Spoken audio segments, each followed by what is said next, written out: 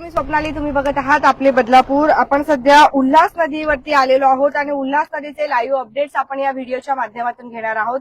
खूप वेळेला सध्या पावसाचा वेग वाढतोय आणि त्यामुळे कधी कधी आपल्या व्हिडिओमध्ये सुद्धा आवाज जो आहे तो कमी तुम्हाला पाहायला मिळेल। तसं काही असलं तर आम्हाला लवकरात लवकर कमेंट करून नक्की सांगू शकता। आता सध्या आपण उल्हास नदीचे अपडेट्स घेतोय। उल्हास नदीची पाणी पातळी जी आहे ती आपल्याला कमी झालेली पाहायला मिळते आहे।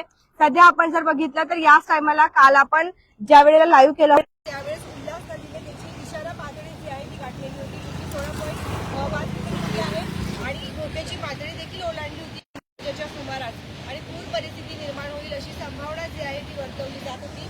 पण आता तीच परिस्थिती आपल्याला बदललेली पाहायला मिळते आहे। उल्हास नदीवरून थेट लाईव्ह जर आपण बघितलं तर आता उल्हास नदीच्या पाणी पातळीमध्ये मोठ्या प्रमाणामध्ये आपल्याला घट झालेली पाहायला मिळते आहे आणि कुठेतरी ही पूर परिस्थिती देखील आपल्याला इथे नियंत्रित झालेली बघायला मिळते। पण तुम्ही सुद्धा आज नौकादल वर्गात ड्युटीवर गेलेले आहात का? जसे की आपण बघितलं की आज शालेय विद्यार्थ्यांना सुट्टी जी आहे ती जाहीर करण्यात आलेली आहे, परंतु जे काही खाजगी कार्यालय वगैरे आहेत त्यांना देखील सुट्टी देण्यात यावी किंवा जे काही वर्क फ्रॉम होम आहेत वर्क फ्रॉम होम देण्यात यावे असे देखील आव्हान जे मुख्यमंत्री यांनी केलेले आहेत। परंतु तरी सुद्धा जर खाजगी कार्यालय याची दखल घेत नसतील तर त्यांच्यावरती देखील कारवाई करण्यात येईल असे देखील आता